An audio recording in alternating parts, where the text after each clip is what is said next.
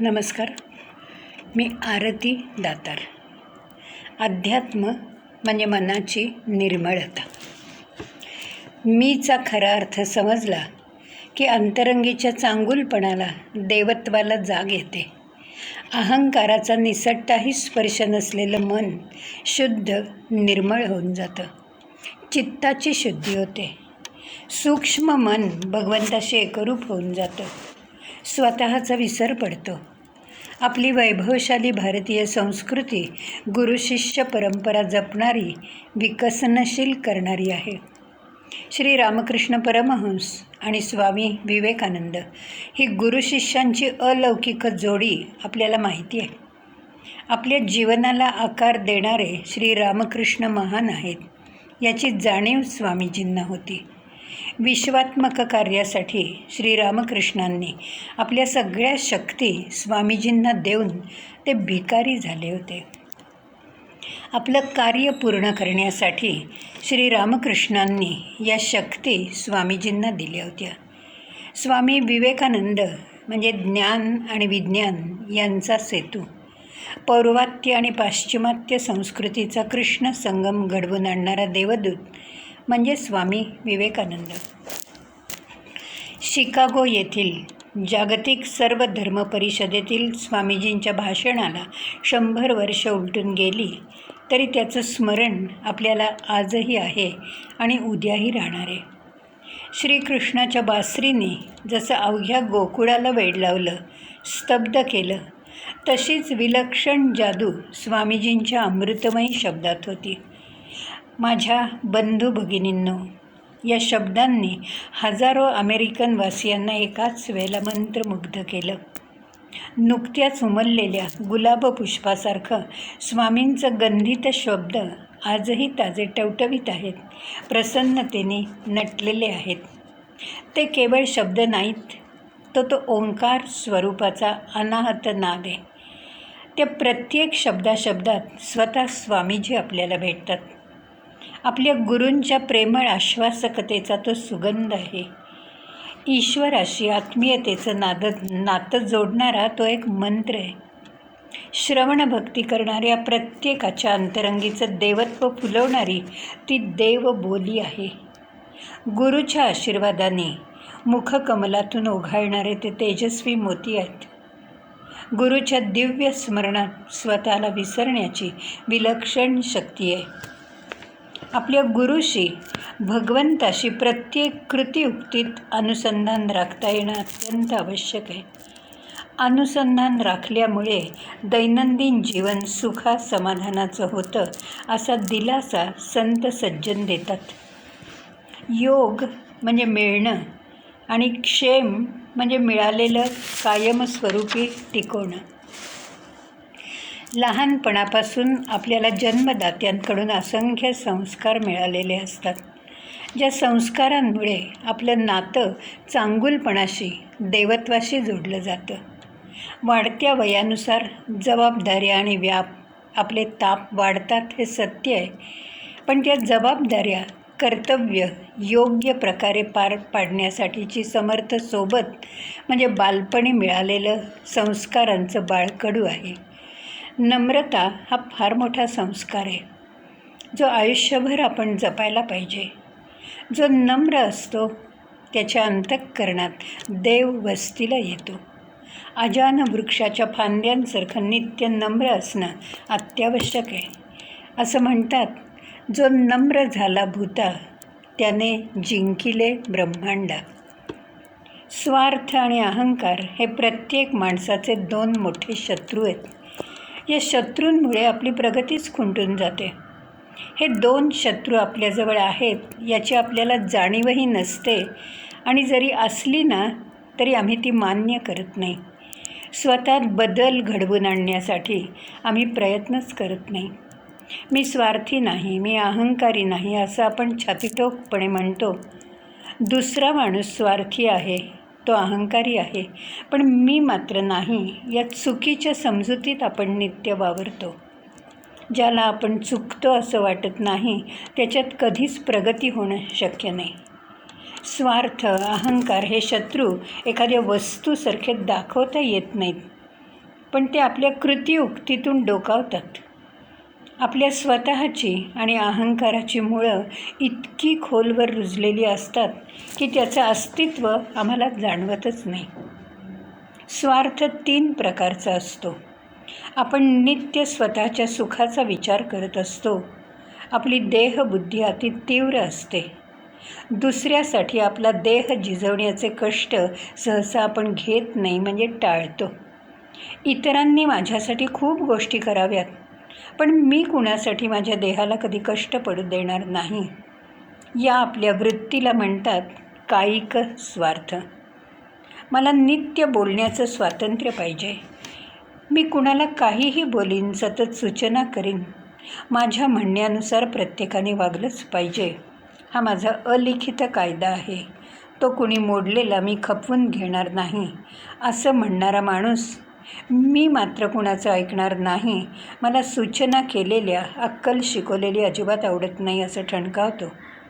याला म्हणायचं वाचिक स्वार्थ. मी सांगेन ती पूर्व दिशा.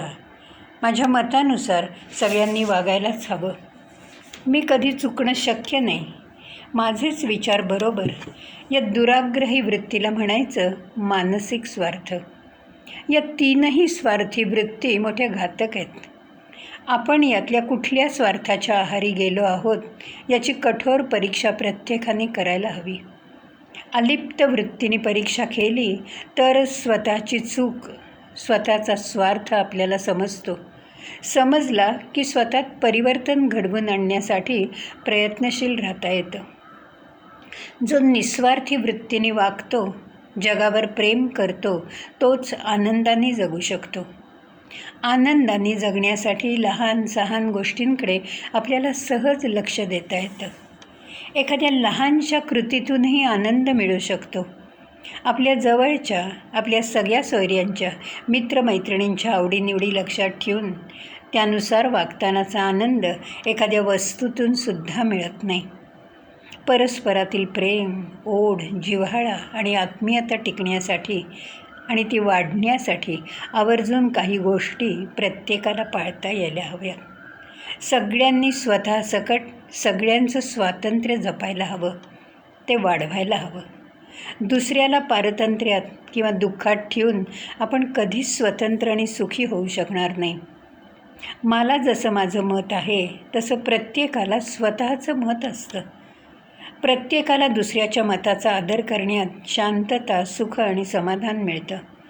प्रत्येकाला स्पेस मिळणं अत्यावश्यक असतं. आपल्यात कोणी लक्ष घातलेलं, लुडबुड केलेली, सतत सूचना केलेल्या आपल्याला आवडत नसतील, त्याचा आपल्याला मनस्ताप होत असेल तर आपणही तसं न वागण्याची खबरदारी घ्यायला पाहिजे.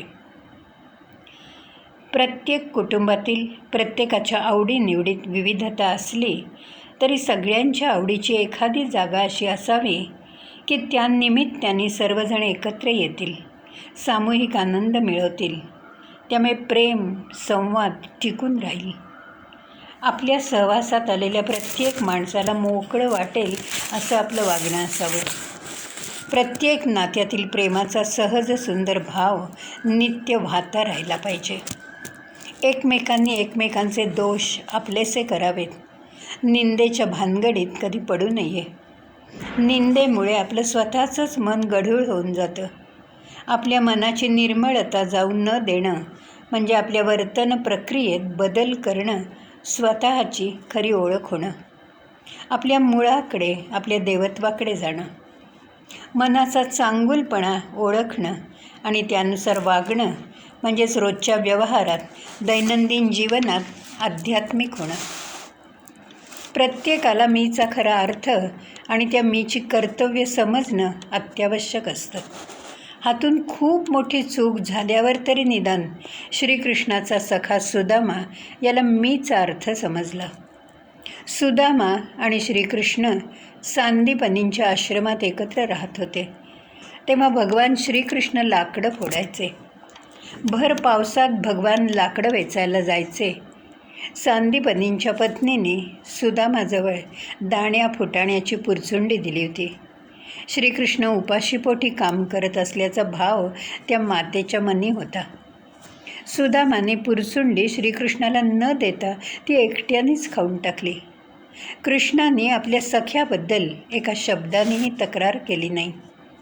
रात्री कृष्णाला जेवायला वाढताना सांदीपतींनी त्याला विचारलं, तेव्हाही तो भगवंत काहीही बोलला नाही. सांदीपनी संतापून सुदामाला म्हणाले, तू आजन्म दरिद्री राहशील. एकट्याने स्वार्थी वृत्तीने दाणे खाल्लेस, त्याची शिक्षा तुला भोगावीच लागेल. सुदामा घाबरला. तेव्हा कृष्णाने त्याला सावरलं, धीर दिला. तेव्हा सांदीपनी म्हणाले की काही काळानंतर, श्रीकृष्ण दर्शनानंतर तुझी गरिबी जाईल.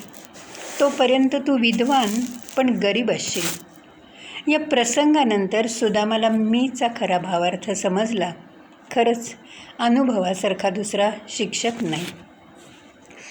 मीची खरी ओळख झाल्याशिवाय कर्तेपणाचा अहंकार कधी सुटत नाही.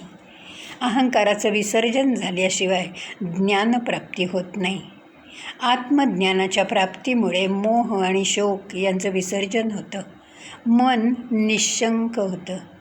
महाभारतात ऐन युद्धप्रसंगी संशयामुळे अर्जुन गोंधळून गेला. स्वतःची ओळख विसरला. पराक्रमाकडे त्याने पाठ फिरवली. पराक्रमी अर्जुनाला युद्धाची भीती अजिबात वाटत नव्हती. युद्धाच्या परिणामाची, पापाची त्याच्या मनात भीती होती. आप्तस्वकीयांबद्दल अर्जुनाच्या मनात अनुकंपा निर्माण झाली. सगळेच आप्तजन माझ्या हातून मारले गेल्यावर मी राज्य तरी कोणावर करू? या सगळ्यांना मारून मला त्रैलोक्याचं राज्य मिळालं तरी मी त्याकडे पाठ फिरवीन. स्वजनांना मारून मला काय मिळणार आहे? पापी जनांना मारून मी पापी होईन. मग श्रीकृष्ण आपल्याला सोडून जाईल या संशयाने अर्जुनाचं मन अस्वस्थ होऊन गेलं होतं. स्वकर्तव्याचा, आपल्या जीवित कार्याचा विसर पडलेल्या अर्जुनाला हाती शस्त्र घेऊन पराक्रम गाजवण्याची शिकवण श्रीकृष्ण देतात. शस्त्रसन्यास, युद्धसन्यास ही क्षत्रियाची लक्षणं नाहीत. श्रीकृष्णाने अर्जुनाच्या अंतरीचा वन्ही जागवला.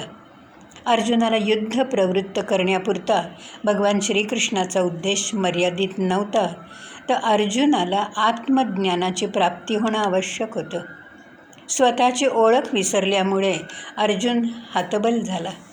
अर्जुनाचं अज्ञान त्याला समाधानापासून दूर नेत होतं.